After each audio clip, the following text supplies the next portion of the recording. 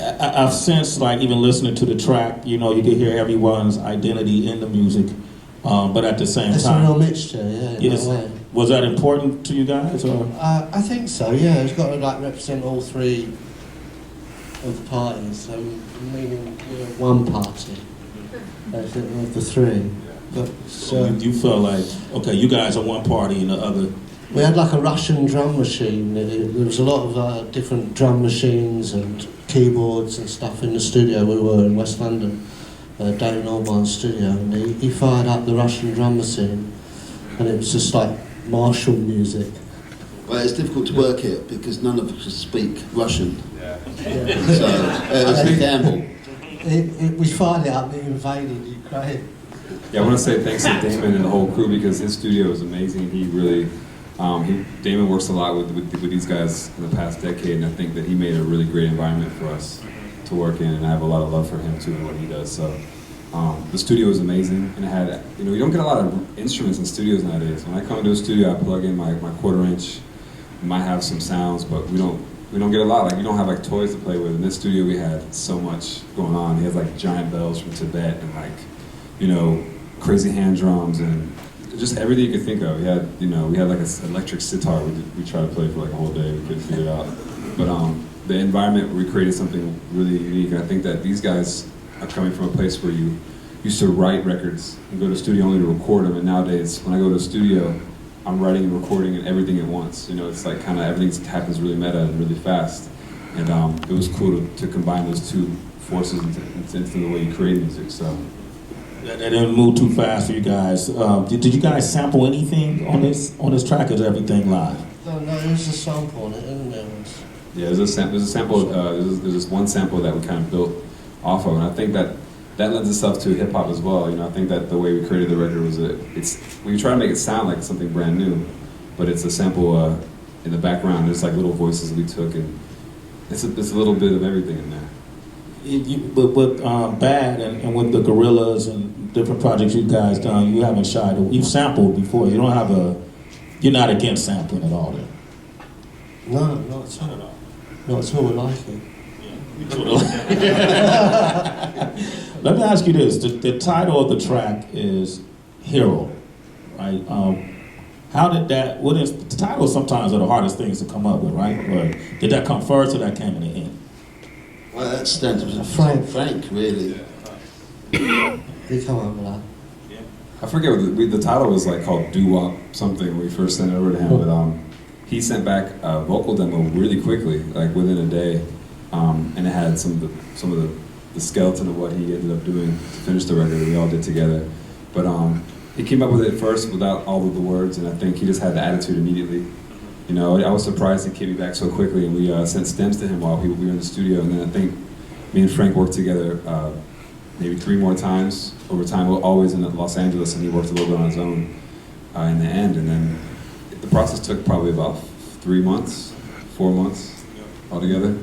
I'm just like Mick and Paul. You guys are, you know, you're iconic. You know, this isn't something you necessarily need to do, I'm sure. What made you do it? Like, what made you want to be a part of this project? I like to learn stuff still, and I thought I'd learn stuff from finding out. And they work so fast that Wes and his colleague Andrew, they just kind of like have an idea and then straight away. We sort of learned how to turn on a computer, so that was a good start. It's very interesting. You did this so you could learn how to turn on the computer. Partly. You didn't have to do all of this, man. Just a phone call away. Me and Mick have worked together with Damon, and we found it's quite interesting after a long time of not performing or working in the studio together, how quickly we clicked. And then of course with this project, working with Wes, the same thing happened again. We just came together as one mind. It was free, and we were very open about music and all different types of music. You know, like to take it on board and still do so. And it's like an opportunity to do something different and perhaps expand your palette. Absolutely, I think the concept in itself is really interesting. You know, and I'm curious now that you guys have collaborated in person. You know, Diplo, I know you work with a lot of mainstream pop artists as well as underground artists. By the way, I met She's Ryan. Is it the other artist you're working with? She's Ryan, right? Yeah, she did something with us. We're going to put out Mad Decent, yeah. Yeah. She's dope. It's really good. So, are you guys planning on collaborating even more as a result of this in the future? Like, would you consider bringing them in on the next Beyonce track or something that you do? I mean, that'd be amazing to have the Clash and Beyonce song, but Wouldn't that be dope, though? we still have like there's like 5 other songs that we have, and you know we're still cooking on, and there's like things there's ideas that we had. I think more than anything that the vibe that they created in the studio with me was so easygoing and nice and cool, and they're so modest, and I'm not used to that when I work with like big stars. Yeah. There's a lot of ego, there's a lot of buffers everywhere. We've changed. Yeah.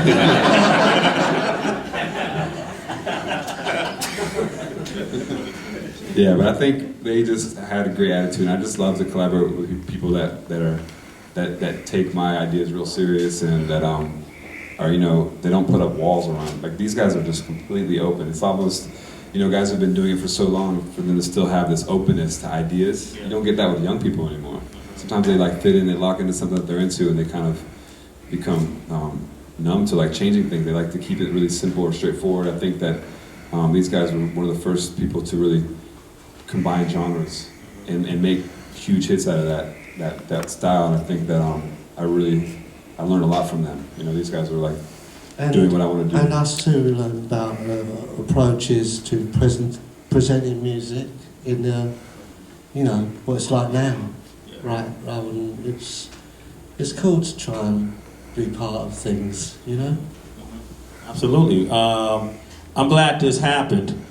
When I was first approached by Converse, I wondered, how did it happen? You know, Jeff, like, you know, you guys have done these in the past, but what made you pair or team all of these musicians together? Why the 4 of them? Well, we know Wes a little bit from a couple of years ago. We had a basketball tournament called Band of Ballers, and he had a team that came and represented and played in it. We represented Philly pretty well. Yeah, he did represent. That was on MTV too. Yeah, I know. But we started working with him first, and Okay. sat down with him, had a conversation about the platform, about what we're doing, and about the creative control belongs to you. So we started talking about other artists. These guys came up right away. Frank came up. It's exciting. I mean, I can speak, I think, for everybody in the room. And it's amazing to be in the same room with you guys, with all of you guys. You guys have been associated with some of the most iconic music in history, and I'm not talking just about the band you used to be in. I'm talking about the things you've done musically since then as well. And the fact that this is something that is of the moment now. It's not looking back, it's of the moment right now. We're absolutely proud to be part of it. You're happy about the turnout, right? Yeah, absolutely.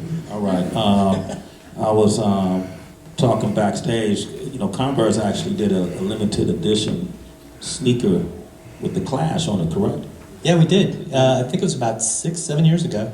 We did a collaboration with these guys, and we'd love to talk to you about doing another one. What was good was, you know, like if you leave the footprint, it said the Clash underneath it, and so when you should do a big one, you know, like a abominable snowman size on the Clash. It's like he's been sighted. All right.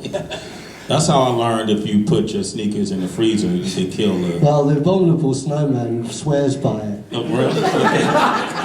I'm going to try that tonight. All right.